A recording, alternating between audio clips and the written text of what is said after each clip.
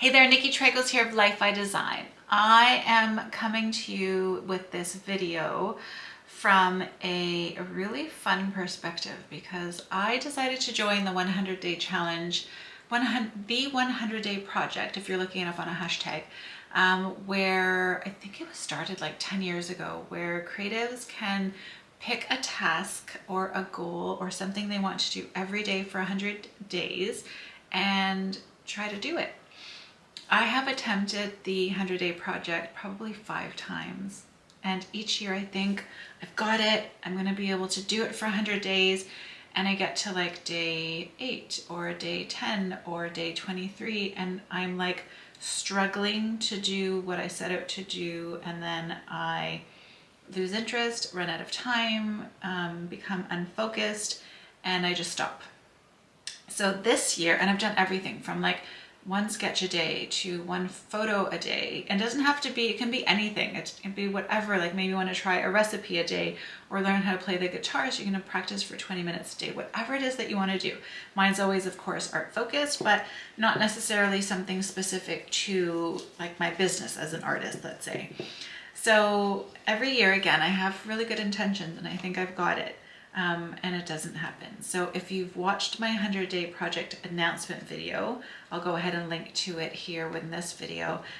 You'll know that I decided to work on my portraits, and I've been learning how to draw portraits for a few years now. I'm self-taught, so I've taken some online classes, I bought some books, I've practiced and struggled and drawn some really great portraits and some not so great portraits. But adding watercolor or paint to a portrait really changes the game. I've again I've had success and I've not had success, so I thought, wouldn't it be fun to work on a portrait a day and just see what comes out? So if you'll remember from my intro video, I decided to work on small sheets of paper. So these are all 4x6 cut pieces of paper, and I haven't done today's. Today is day 13. And I used a variety, so there's watercolor paper in here, sketching paper, old book pages, cardboard. It looks like this is from a gift bag, actually, or a shopping bag from a store. So I used a variety of paper so that I could use a variety of tools as well and not feel so limited. Sorry, I got distracted by my phone. Hopefully it hasn't gone off.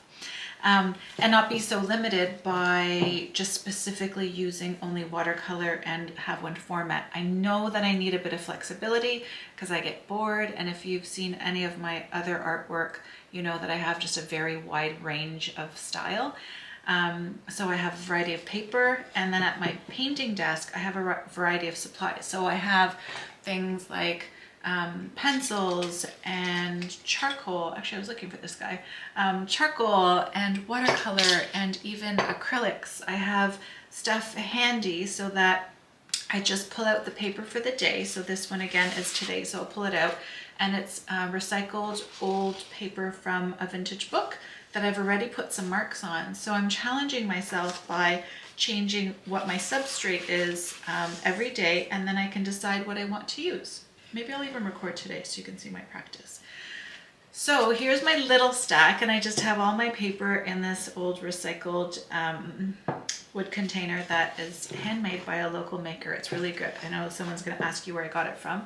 I have my stack of cut paper, so every day, I don't even have to remember what day it is because I pre-numbered all of the sheets. And again, I'll have to link to that video so you can see that. So we're on day 13. And this is what I've painted so far. And again, I've liked some of them, and some of them I've gone, I'm surprised that turned out the way that it did. Or I can see where I need to work on my proportions, or I didn't expect it to, like this one turned out so moody. I'm gonna do top down so you can see. But I love that I'm just letting the art come through as it needs to. I don't have an end goal. It's not for a piece that I'm going to sell or submit to a gallery or put in a class.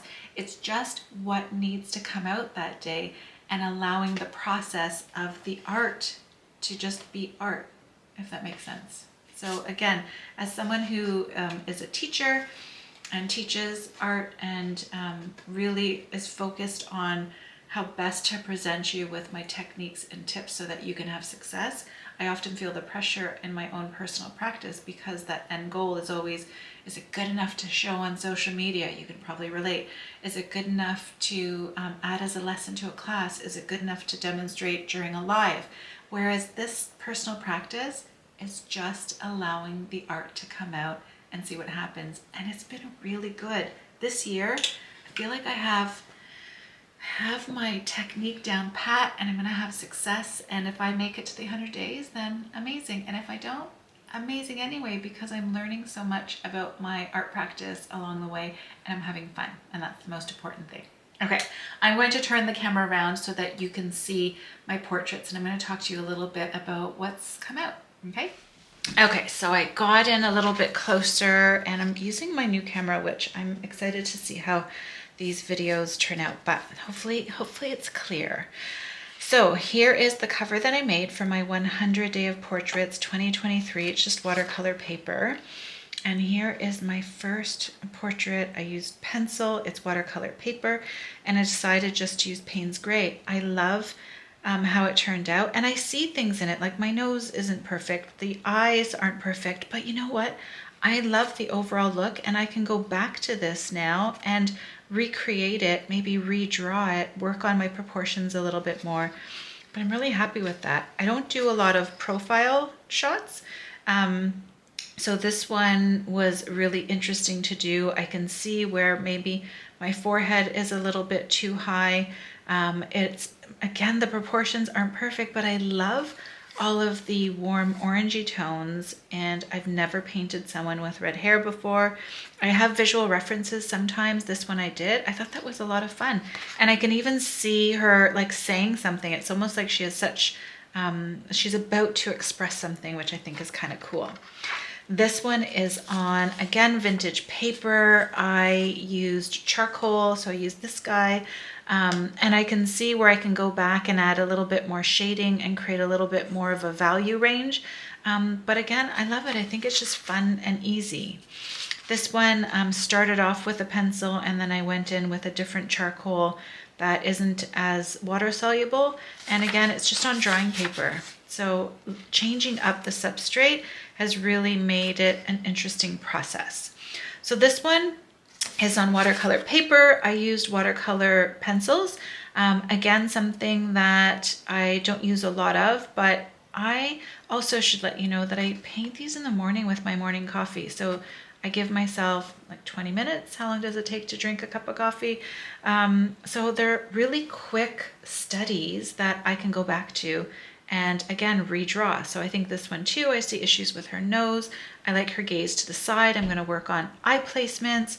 I can even go back and touch up these pieces, which is really exciting. And my plan is to bind them and to create a little book out of the experience, which I think is cool. This one turned out expressive. I had to spray, because I used a very soft charcoal, I had to spray it with my fixative, but I did it outside when it was like -5 degrees. So it got white even all over my fingers, but it's kind of cool. I love that I erased the shape of her head. I think it's artistic, and I've never drawn anything like this. So again, so much fun. And you can see it's on my old calligraphy paper. This is paper from years ago where I was working on something using a dip pen and ink. So I just cut up pieces of paper that I had that I wanted to reuse, recycle, and have fun with. So this is pure watercolor. It was loose and really quick and expressive, and I love how it turned out, and I'm definitely going to go back and explore it. And I can even see here where if I just add a little bit more definition in her eyes, maybe I can change them up a little bit, but again, I can go back to them and add to it, and maybe even add a different media. So maybe I can go in with some black ink. Do I have a black ink? I'm getting distracted. If you've taken a class with me, this is what it's like. I just create and explore on the whim. So if I go here, I can take some black ink and create some nice definition and go back and add to it. So again, I've got the start of something that I can go back to and explore more of. Maybe even in here we'll define that. So yeah, so again, it's been such a fun journey so far. So this is done on, again, I think this is recycled. No, this is parchment paper. So again, calligraphy paper, using pastels, charcoal, colored pastels, and chalk, which she's so fun. Again, I'm just hoping to create pieces that are expressive, and I start to develop my own artistic style by doing this repetitively. She is very hard looking, not what I intended. Again, I can kind of see where I've created that elongated face. It's something that I need to work on my proportions, but it almost reminds me, what was that movie, Black Swan? I think it was Black Swan. Yeah, she's like moody and a little bit kind of spooky to me. She's got a stare, but I love it. I would never, it turned out completely different than I expected, which is kind of cool. This one was neat too. Again, I was working on the gaze, and the photo that I had of the model, she just had such beautiful features. I wanted to express how big her eyes were, the roundness of her lips, the fullness in her nose, her curly hair. And again, it was something, I've never drawn anything like this before, and I was really pleased with how it turned out. This is paper that I cut up from an envelope. It's handmade paper. It was an envelope, and I used watercolor. So again, just challenging myself with the substrate. So I love collage work. I do a lot of collage in my personal art practice and in my personal sketchbooks. I used a charcoal for this one on vintage paper. You can see I've even did some mark makings on the back. And then I thought I would start collaging some just interesting pieces to it to see what happens. And I love the graffiti feel of some of the collage work that I do. And I wanted to add that to her. And again, I create long faces, long noses, and maybe that is something that I adopt in my own personal art style. Who knows? This is day 11. So again, I've numbered all of the dates ahead of time, so I don't have to keep track. This one I showed you, I'm using a new palette that I love. This is the Tri-Art palette, really bold, beautiful watercolor pigment. But it's on watercolor paper. It's day 12. Again, something really loose. It's actually inspired by a portrait that I had taken in Denmark at Rosenborg Castle.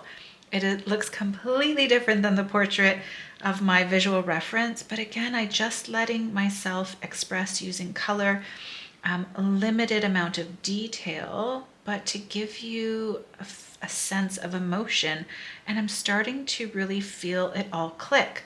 So looking back so far, it hasn't even been quite 2 weeks. Just looking back at the variety of portraits that I've created, I have a jumping off point for so much art that I can make that I'm really excited about. And I'm allowing myself to draw pieces, like this is probably my least favorite, but I'm allowing myself to draw pieces and explore pieces just for the sake of the practice and not necessarily for the outcome. I have been sharing on Instagram, so if you want to follow me at lifeidesign.com, I've started a highlight. Sometimes I forget to tag them. But look at what I've been able to create so far. And again, my art is so varied, and you can see it in my practice here, but it's been fun. So if you haven't started the 100-day project, go ahead and join me, even though we're on day 13. Whatever day it is that you're watching this video, just allow yourself time to practice and to explore art without the stress of what the outcome is. Just really enjoy getting to know your tools, getting to put pen to paper, brush to paper, and seeing what comes out, because you never know at what will appear. And again, let me move that so hopefully there isn't a shadow. So I hope you enjoyed that update. I am so excited to see what the next 13 days look like. And as I start to fill my container here with even more painted portraits, drawn portraits, and seeing that creativity and what happens in the process. Okay, I hope you enjoyed that. Don't forget to hit the thumbs up if you enjoyed this video. Subscribe so you get notified when I share more, and I will see you again here.